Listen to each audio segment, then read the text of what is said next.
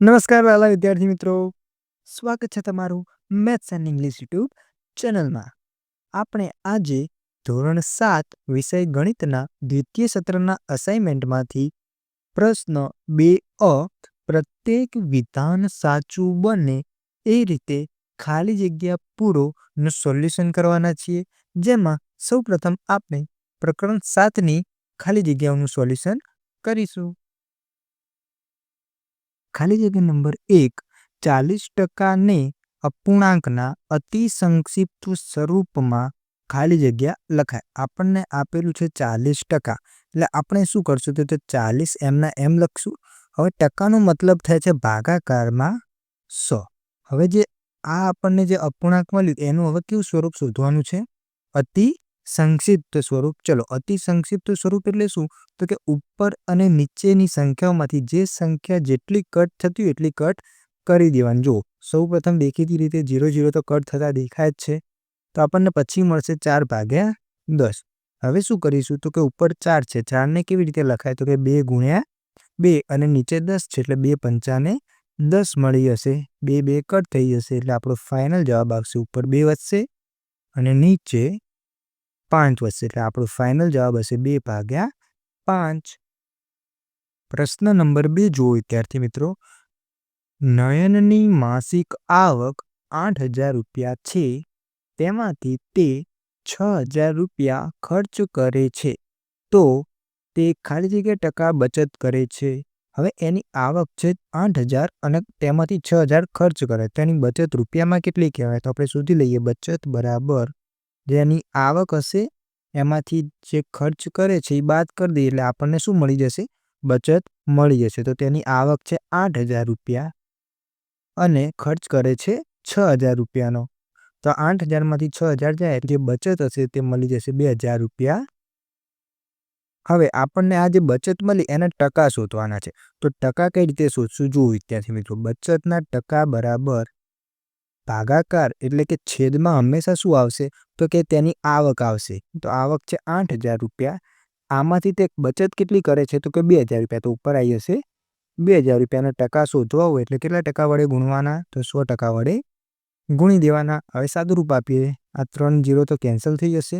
હવે જુઓ, 2 ચોક ને 8 થશે અને 25 ચોક થઈ જશે 100, એટલે કેટલો જવાબ આવશે?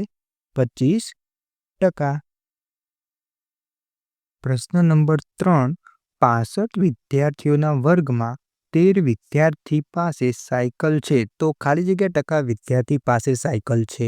તો આપણે શું શોધવાનું કે જેની પાસે સાયકલ હોય તેવા વિદ્યાર્થીના ટકા શોધવાના છે. હવે સંખ્યામાં આપણને ખબર છે કે 13 છે, તો કઈ રીતે શોધશું? તો કે નીચે એટલે કે છેદમાં હંમેશા કુલ વિદ્યાર્થી આવશે 65. તો 65માંથી આપણે કોના ટકા શોધવાના છે? જેની પાસે સાયકલ હોય તે. તો 65માંથી કોની પાસે સાયકલ છે? તો 13 વિદ્યાર્થી પાસે સાયકલ છે, પણ આના શોધવાના છે આપણે ટકા. તો કોઈ પણ સંખ્યાના જ્યારે ટકા શોધવાના હોય એટલે ગુણાકારમાં 100% લખી દેવાના. ચલો, હવે સાદું રૂપ આપીએ, 13 × 50 = 65 થઈ જશે અને 20 × 50 થઈ જશે 100, એટલે આપણો ફાઇનલ આન્સર આવશે 20%. પ્રશ્ન નંબર 4, 40% વત્તા ખાલી જગ્યા બરાબર 100%. હવે 40%માં હું કેટલા ટકા ઉમેરું જેથી મને 100% મળી જશે? તો આ તો સાદો હિસાબ છે કે આપણે 40માં 60% જો ઉમેરી લઈએ તો આપણને 100% મળી જાય, એટલે સાચો જવાબ આવશે 60%.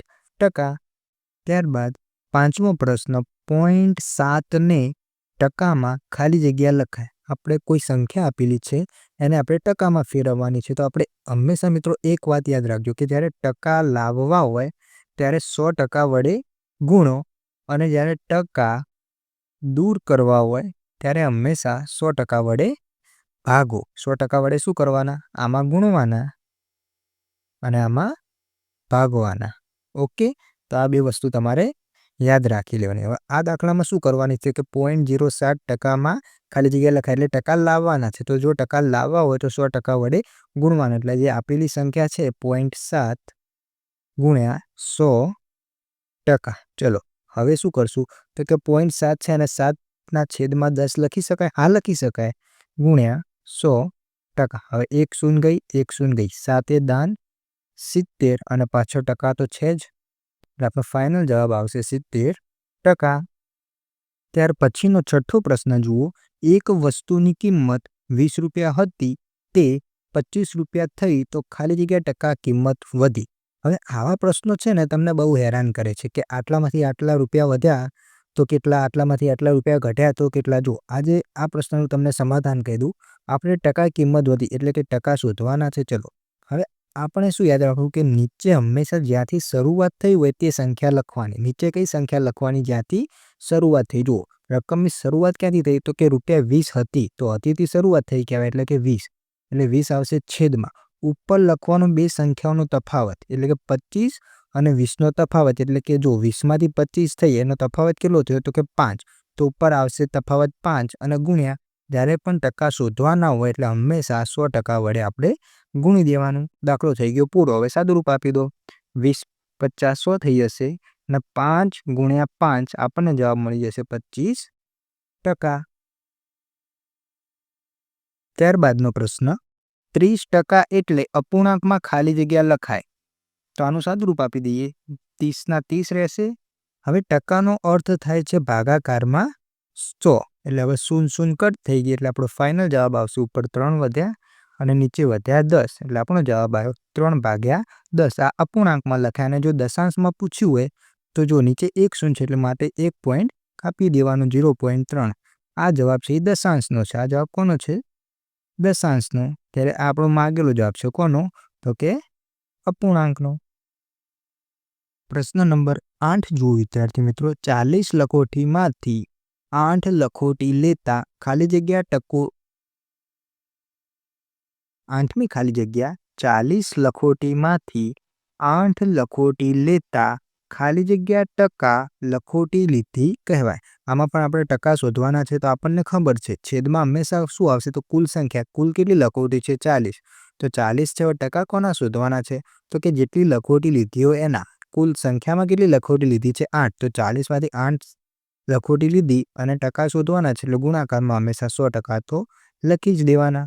ચલો હવે 0 0 કટ થઈ ગયા.